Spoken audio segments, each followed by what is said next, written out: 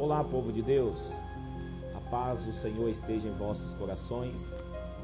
Hoje nós estamos iniciando o nosso programa Visão e Atitude com o pastor Roberto Rodrigues. Durante esse período nós estaremos sempre trazendo uma palavra, trazendo algo da parte de Deus para os vossos corações. Hoje eu quero agradecer a sua audiência, vocês internautas que têm nos acompanhado. Gostaria que vocês também compartilhassem esse vídeo, copiassem o nosso link, divulgassem, porque o programa Visão e Atitude, ele traz uma palavra de edificação ao teu coração.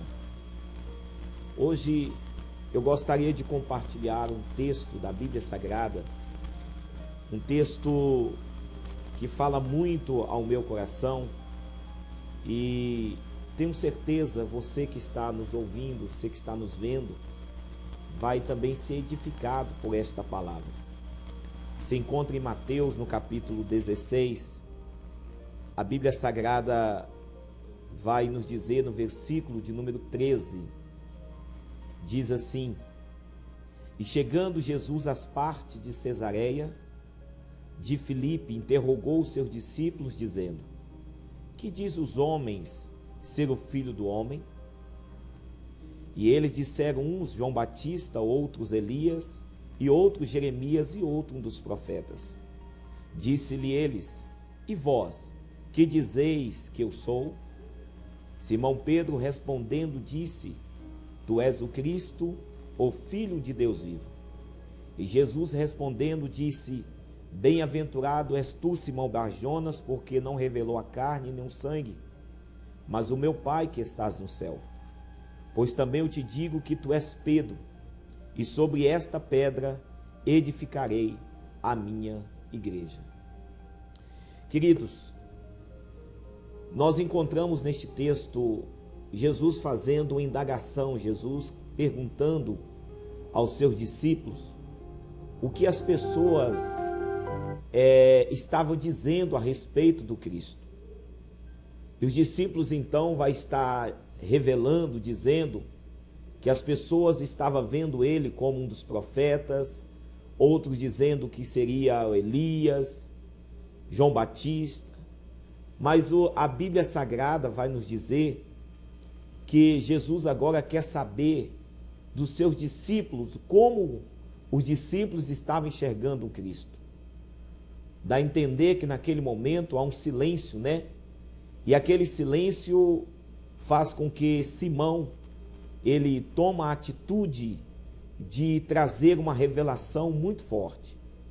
E ele vai dizer, respondendo a Cristo, dizendo: Tu és o Cristo, Filho de Deus vivo. Esta indagação vai fazer com que Cristo traz algo muito forte. O Senhor vai dizer para ele, falando que não foi carne nem sangue, mas sim o Pai que está no céu que revelou. É interessante isso, porque aquela revelação de Simão traz uma visão que talvez muitos discípulos não conseguiram enxergar. Talvez os discípulos estavam como a multidão, enxergando Jesus como um dos profetas. Mas Simão consegue ver a divindade de Cristo. E essa divindade vai fazer com que Cristo vai expressar esta palavra que não foi carne nem sangue, mas o meu Pai que está no céu que revelou. E o Senhor ali vai instituir algo muito forte. Vai dizer que através daquela pedra, que é a pedra de esquina, que é o próprio Cristo, ele estaria edificando a sua igreja. E é sobre esta igreja que eu gostaria de te chamar a atenção. Jesus está falando que vai edificar uma igreja aqui na terra. E a pergunta é: que modelo de igreja é esta que Cristo edificou na terra? Porque quando Cristo fala desta edificação, primeiro ele vai falar que esta igreja está fundamentada, ela está em cima de um fundamento maior. E este fundamento maior não é Pedro, como muitos pregam, como muitos ensinam. Este fundamento maior é a pedra de esquina, é Jesus de Nazaré, o próprio Cristo. E esta igreja estaria edificada em Cristo Jesus. Uma vez uma igreja edificada, ela passa então agora a estar sendo responsável de anunciar o Cristo vindouro. Uma vez uma igreja instituída, ela está agora com a responsabilidade de ser a porta-voz deste Cristo. E nós avaliamos que nos dias a qual nós vivemos, nós temos visto muitos modelos de igreja. Nós temos igreja de tudo quanto é tipo, de tudo quanto é gosto, e isso bate um ponto de interrogação. Qual o modelo da igreja verdadeira? O modelo da igreja verdadeira, primeiro, é uma igreja que está fundamentada em Cristo. Uma igreja onde Cristo é o centro. Uma igreja verdadeira é uma igreja onde ela propaga Cristo como Senhor e Salvador desta igreja. A segunda característica desta igreja verdadeira é uma igreja que ela está fundamentada na palavra do Cristo. Ela não está fundamentada em dogmas de homens. Ela não está fundamentada em placas ou instituições. Eu costumo dizer que a igreja, ela se divide como organismo vivo e como organização. Como organismo vivo, ela não depende de placa, não depende de estatuto, não depende de ata, não depende de cargos, ela depende das coisas espirituais. Ela depende da oração, depende da palavra, depende do arrependimento, depende do amor, depende do perdão, depende da graça de Cristo. Isto é pontos de uma igreja viva. Mas uma igreja organização, ela depende de uma placa, depende de estatuto, depende de normas de homens, de alguns costumes de homens. E o Senhor respeita essa organização. Mas o segredo de tudo é que esta organização não pode ser a priori, ela não pode ser a direção da igreja. Porque o que leva uma igreja a ser referenciada como uma igreja de Cristo, quando ela passa a ser uma igreja viva. Quando uma igreja que ela prega o amor, prega o perdão, prega o arrependimento, ela prega a salvação e ela prega principalmente o reino de Deus. Uma igreja que se preocupa com o reino de Deus é uma igreja que está alicerçada em Cristo Jesus. Nós devemos cada vez mais entender que a nossa função, que o nosso dever como igreja é estar zelando por aquilo que é verdadeiro, pelo aquilo que é certo e correto diante dos homens. A igreja, uma vez edificada, ela passa então a ser referência para a sociedade. A sociedade tem que enxergar em nós um modelo de uma igreja que atrai pessoas para o reino. As pessoas não podem vir para a igreja querendo só as bênçãos do Senhor.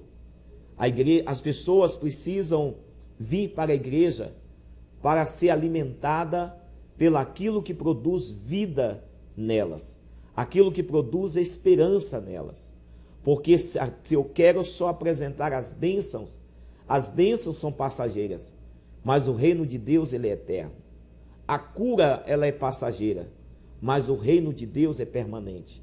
E a igreja precisa se preocupar com isso, se preocupar em pregar aquilo que é eterno, aquilo que leva as pessoas a pensar na eternidade, e uma eternidade com Cristo.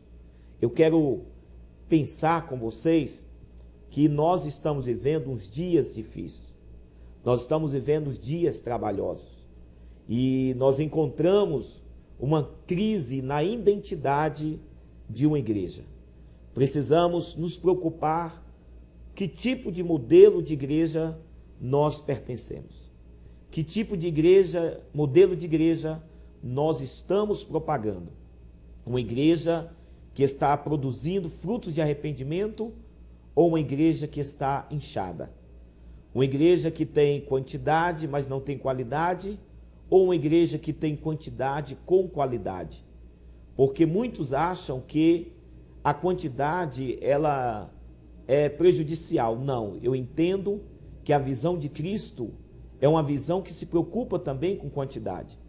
Jesus começa o seu ministério só, de repente ele ganha mais 3, vem 12, vem 70, e de repente ele quer toda a humanidade, o mundo todo. Ele ordena a cumprir o ide, pregar o evangelho a toda criatura. Segundo, ele manda ensinar, ou seja, a preocupação de Cristo é uma igreja que cresça, uma igreja que evolua, mas com zelo do ensinamento. Você vai ver que em Marcos, no capítulo 16, o Senhor vai ordenar pregar. Ele vai dizer ide, que no original quer dizer indo, ou seja, aonde você for, você prega. Pregar é a função da igreja. Mas em Mateus, o Senhor, ele vai se preocupar, ele vai dizer agora, não pregar, ele vai dizer ide e ensinai. Ou seja, eu prego e eu ensino. Eu prego e eu ensino. A prova disso, em Atos, no capítulo 2, no versículo 42, quando a igreja está sendo instituída ali, vocês vão ver que Pedro prega. Ele prega e quase 3.000 almas aceitam a Cristo. Mas na frente, nos versículos que vão suceder, vai dizer agora que Pedro vai ensinar. Então ele prega para poder anunciar as boas novas, as pessoas se convencem pela pregação, o Espírito Santo convence as pessoas do pecado, e agora ela passa por um processo de discipulado, que é o ensinamento da palavra. E agora as pessoas precisam entender isso, que eu como igreja, instituição, reino de Deus, eu devo me preocupar em propagar, mas eu preciso também me preocupar com ensinar, com preparar, com discipular. Porque uma igreja sólida, ela se preocupa com o ensinamento da palavra de Deus. Então, quando Cristo fala que estaria edificando uma igreja, ele está edificando o modelo de uma igreja sólida, de uma igreja que faça diferença. Eu quero deixar esta palavra ao teu coração e dizer para vocês, leve a propagação da palavra de Deus. Viva uma igreja edificada em Cristo. E assim você estará vivendo o reino de Deus e sendo exemplo para aqueles que olhar para você como igreja, poder se espelhar e poder também cada vez mais chegar a Cristo. Que o Senhor possa abençoar a sua vida, que o Senhor possa derramar de todas as sortes de bênção, em nome do Senhor Jesus. Abraço do pastor Roberto.